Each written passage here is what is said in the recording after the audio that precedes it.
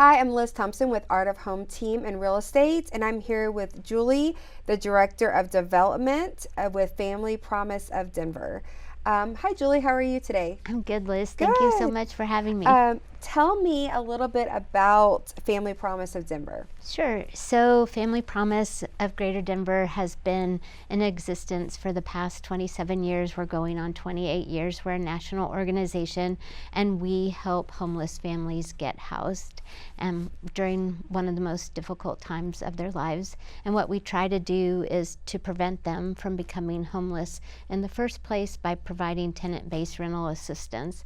And then if they do become homeless, we have 5 other programs we can work with them through. Okay. Tell me about the Tenant-based tenant-based placement. Tenant-based rental assistance. Thank you. Sure. How does that work? Sure. So that is for our clients that are in our shelter program. And so we have a shelter program when a family becomes homeless. And some families go through our rotation where they stay at different churches and synagogues and rotate every 2 weeks. And then we have other families that stay at our static site. And then once we are able to move them into a home, it takes about 90 days. Then we can offer tenant-based rental assistance, and we pay a portion of their rent. Okay. I know you have a new place over in the Highlands. Tell me about that. Right. We have a day site where our families who are in our rotation program will come every morning at 8 o'clock. And while they're at our day site, they work on things like finding a job or getting their kids in schools, interview skills, and things like that. And it's located in the Highlands area. Okay. How long have you worked in the nonprofit sector? My whole career. Okay. So I graduated from the University of Texas, and I started out at a restaurant that had different rooms within the restaurant, and we had different events there. And the LBJ Library is also in Austin, and Lady Bird and her daughters were still alive at the time. Okay. And so I did all the offsite catering, and Lady Bird and her daughters did something called the Beautify Texas Highway campaign, and they planted blue bonnets all down the Texas highways that still bloom today. And it was that inspired me to dedicate my career to nonprofit work. And I've gone on to inspire Girls to Run, to donate bikes in low-income communities, to help children going through life-threatening medical experiences, and then now helping homeless families get housed. Did you grow up in Texas or what? Yes. Okay. So I'm a Colorado native, and when I was 8, my family moved to Texas. So I kind of think I grew up there, but I do prefer the cooler lifestyle here now. Yes. So I've been back here for a while, and so yes. Okay. So I know you've worked in the nonprofit sector for your entire career, but have you had any other types of careers or anything unique within your life that that's kind of helped you find your way and, helping others? So I grew up, my dad was in the sporting goods business, and so I always grew up at Christmas, my sister and I would wrap gifts for them. And so I did have a short career at Crate and Barrel, and I was in their design program, but then started a family and needed a little bit more flexibility in my role, and so dedicated my career to nonprofit work. Okay. When I was a teacher during Christmas holiday time, I would work at Crate and Barrel. You did? Yes. Oh my yes, goodness. to make extra money. Yeah, they have a great design program and merchandising part. What are some of your hobbies and interests outside of work? Anything outside. I love to play tennis, pickleball, snowshoe, walk, ride my bike. And I also like to cook and entertain and just spend time with my family and friends. Okay. What do you love most about being a part of Family Promise of Denver? Actually seeing the families that we help and get them on a path to self-sufficiency, because once we do get them through our programs, we have a home program, because we can't just say to them, okay, you're in house, you're back on your feet, here you go. We keep them in the home program for about 2 years, and we offer the tenant-based rental assistance. We can also offer them gift cards for like gas if they might need it, groceries, diapers, and things like that. And so just really helping them get on to a path to self-sufficiency. To really, get their roots started and help them grow in their new life. We all hit little bumps in the road, right? Yes. And so they really seem to want the help, which is really nice. And we have just some really wonderful advocates that help them through the process and are well trained. And it's just really heartwarming to see when a family gets their home and then they come back and they tell us, they're doing great in their job and their kids are in school. And so it's really nice that they have that support. And the need is just so great when we open up our programs. We open them up at different times during the month, and just the number of calls that we receive, it's just really, really sad. And then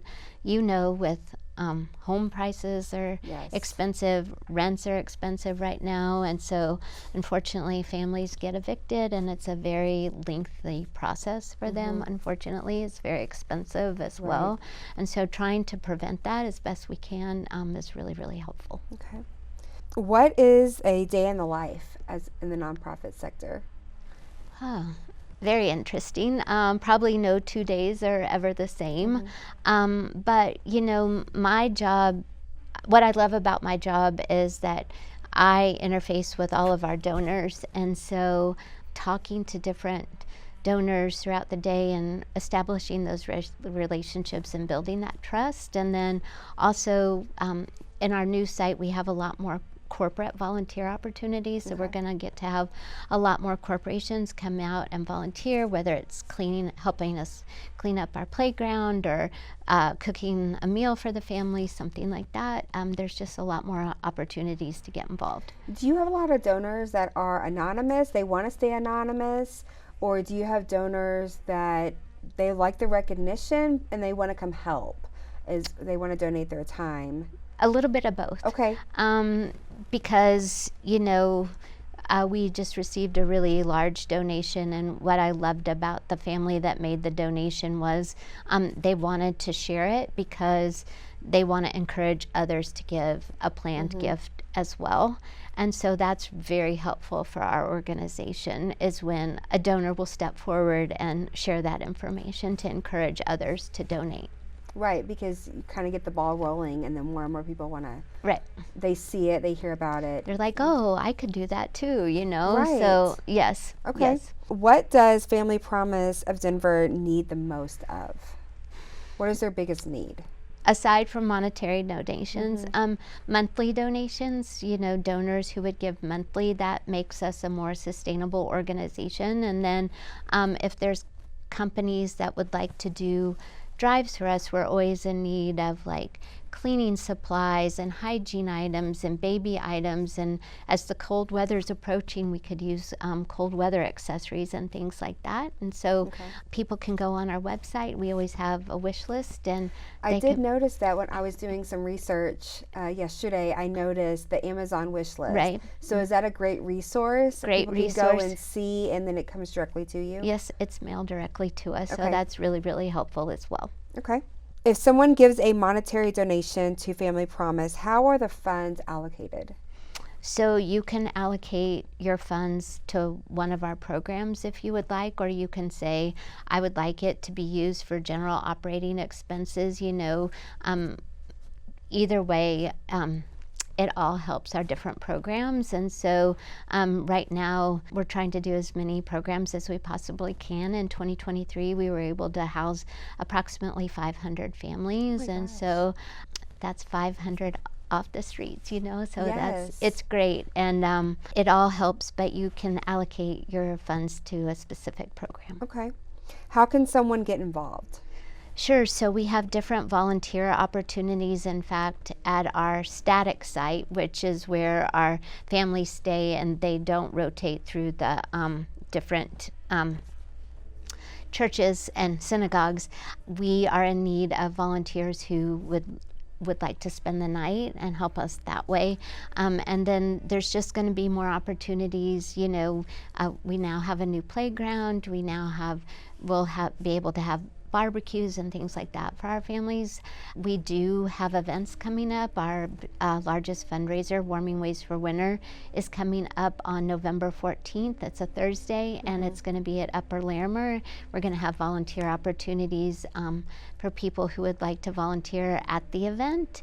And then also, the holidays are just around the corner, and we do a big holiday party for our families where you can sponsor a family and purchase gifts for them, or your company can just collect gifts and bring them to us, and then we kind of set it up like a store, and the families come and shop. How fun. And so there's volunteer opportunities as well. Okay.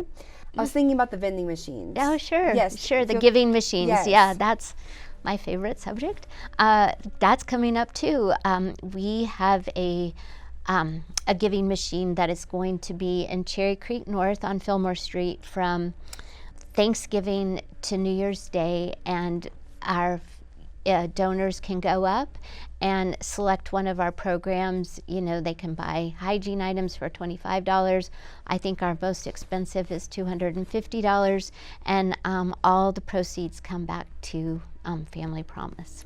Do those, the kiosks, do they have like Family Promise of Denver on there so we know exactly where it's going to? And there's going to be 5 different nonprofits, local, and then 2 international. Okay. And so, yes, I think we all have video screens, so we'll have videos that will show you a little bit more about Family Promise. Yeah. Okay. Yeah. Is the best place for someone to reach out to say, I want to volunteer, is the best place to go to the website? Yes.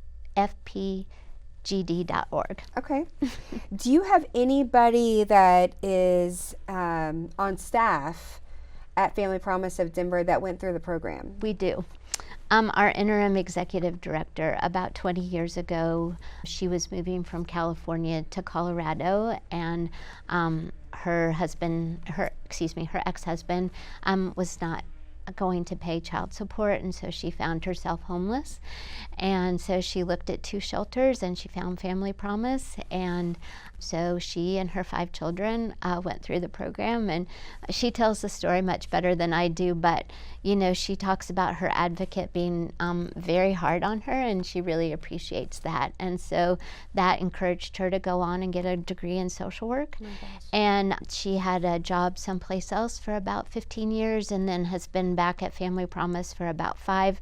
She worked through all of our programs, and then made it to the director of programs, and is now our interim executive director. And what's really interesting and comes full circle is her daughter is grown now and successful, and she's actually on our board of directors, and she has 2 children who are about the age she was when she entered the program. And so when she talks about it and she thinks about it, she says, you know, I'm just so grateful that I'm able to provide for my family and not having them go through that experience. And I bet you that helps her make a connection with different families that are going through it as well, so they can kind of see the future outlook of it. And Jerry, our executive director, she's funny because when clients say to her, well, you just don't get what I'm going through, and they don't know her story, she turns around, she says, well, actually I do. Yeah, you know, for sure. So, and to be able to relate on that level is just really great. What are some myths about homelessness that you hear a lot that are not true? That it doesn't affect the whole family. You know, Family Promise is unique.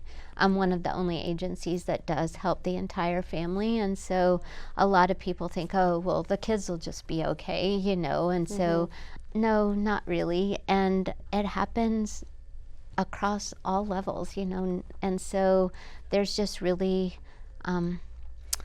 nobody who hasn't been affected by it. Okay. So. What is your most recent success story? Most recent success story, we had a family and just really inspiring. In fact, one of our BNI members came and did our our skills classes with her, and she wanted to take her GED, and she did, and she passed it. And so just seeing them now, they're housed, and she's looking for a job. Her husband has a job, and they have a child with special needs, so it's a little bit more challenging for them to both work. But just seeing her achieve that and getting that recognition is just really amazing, and to be provided that opportunity. So, and I learned a lot from her. She said, whenever I see somebody homeless, I always try to give them something. It could be a bottle of water in my car. And I never ever thought about that until she talked to me about it, and so they're inspiring to me as well. Okay. Just to see somebody go from, hopelessness to have that fire in their belly again. Right. To being able to push forward. Right. So. And we have one other mom, she's still in our program, and she lost her little girl, and so the whole time she's been in our program, she's been trying to get her back, and I think it's been 2 weeks now, and she got her back. And so it was just fun to all put gifts together to, just to welcome her, and just, she's starting school, so she got her backpack and things like that. And so, yeah, just seeing that is just a great success story. Okay. Is it helpful for neighborhoods to do drives? And what are some things that you may see that comes in that's not very helpful, that people should not donate, and things that are very helpful to Family Promise? Sure. So not very helpful is like clothes with broken zippers or ripped, stained, tears, things like that. I always say please don't donate anything that you wouldn't want to wear. And then just really helpful to get set up, quarterly, like with a cleaning supply drive, and then a hygiene drive, and then cold weather accessories, and then baby items or something like that, and just to keep it going every quarter, because it's on an ongoing basis for us that we need it. Well, thank you so much for your time today. Thank you so much. It was a joy to learn about Family Promise at Denver. Really appreciate the opportunity. Thank you.